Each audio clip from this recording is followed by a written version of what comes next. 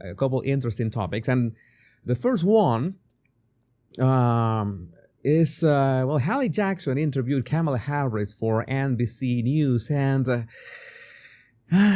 when we talk about Kamala's track record with interviews, it went as you can imagine. You've been reluctant to lean into, to talk about the historic nature of your candidacy on the campaign trail. Why is that?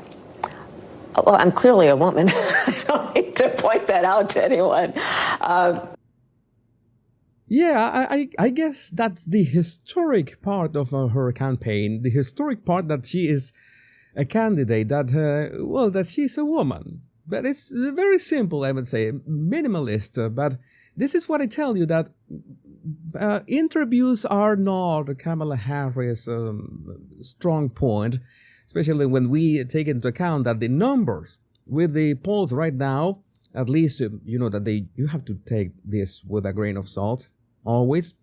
We got Donald Trump at 65.1% and Kamala at 35%, which is quite a difference. This is something that must be getting into her nerves. I would be nervous if I was in her shoes, especially because we got confirmation that Donald Trump is going to be on a Joe Rogan podcast. Maybe you don't like Joe Rogan, maybe you find him too bland.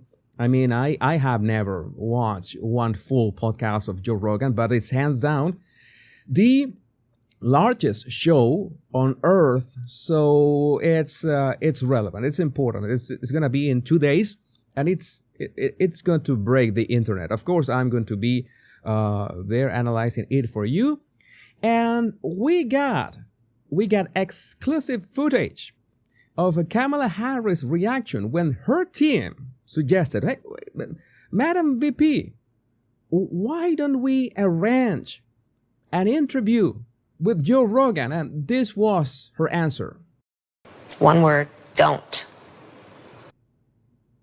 Yeah, it's not like you can blame her. It's with the track record, especially what happened with Fox News. And although I really think that Rogan was not going to go as hard as Brett was with her, but Brett was just fair.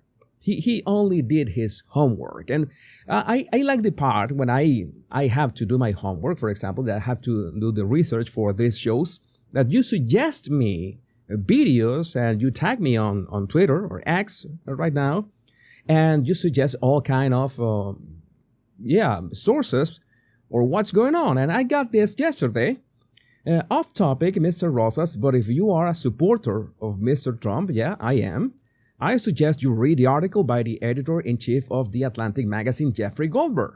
For those of us who revere our military and the Constitution, it is an eye-opener. And as soon as I read this, I have just a tiny problem. Just a very small problem. That it's from The Atlantic. That's it. Just being from The Atlantic, I knew what was I dealing with. Okay, we were dealing with Trump wanted generals like Hitler and said Nazi leader did some good things. John Kelly claims that is another topic that we will be talking about today. And this reminds me, this is the kind of things. I love my job. I'm not gonna lie. I love my job because these are the moments when I remember my era of teaching in college. And right now, other things that pop up on my timeline are things like this video that remind me that maybe in the foreseeable future I am not going back to teach at universities anytime soon.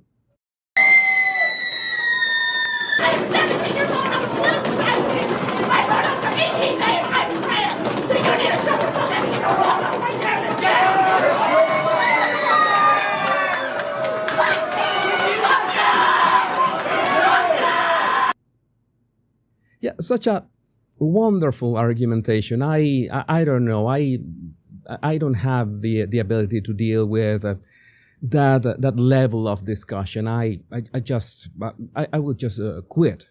It's like In terms of quitting, by the way, we could talk about Bono, that he is going to quit many ways. Let's say that metaphorically, in case that Donald Trump gets to be the president of the United States, if he gets elected on November 5th. He said literally that he's going to run his car off a cliff.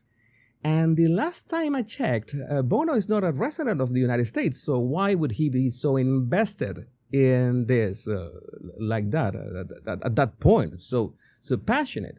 And well, I can understand, at some point, I can understand Bono's frustration, and if that happens, right?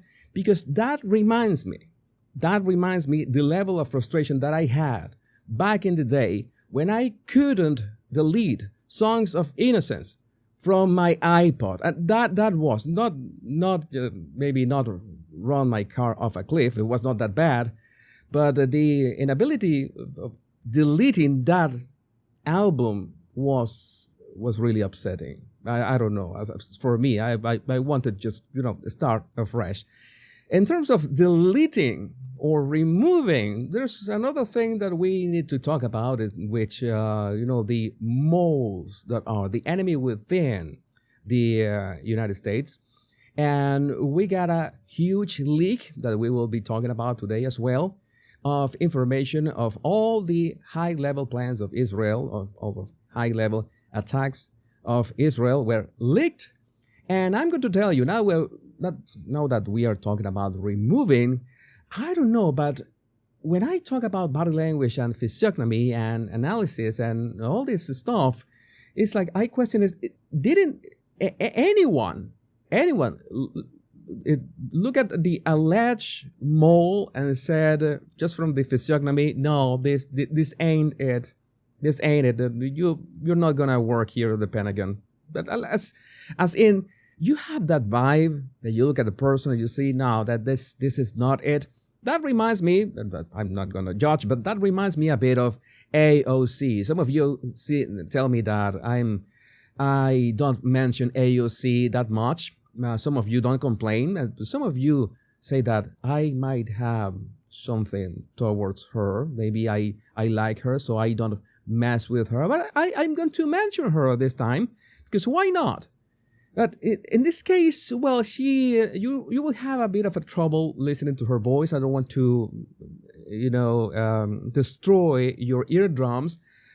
But in this case, the video you're about to watch has captions because she forgot that she had to, speak into the mic as I'm doing now.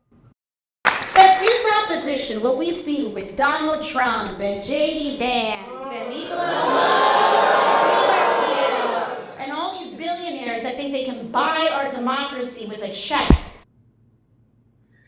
Well, I guess that it was a DEI hire that was in charge of the mic, but it's interesting that she is complaining that billionaires like Elon Musk want to, just write a check to buy democracy or buy the elections, since Bill Gates himself donated $50 million to Kamala's campaign. And he said that this election is different. And I think I agree with Bill.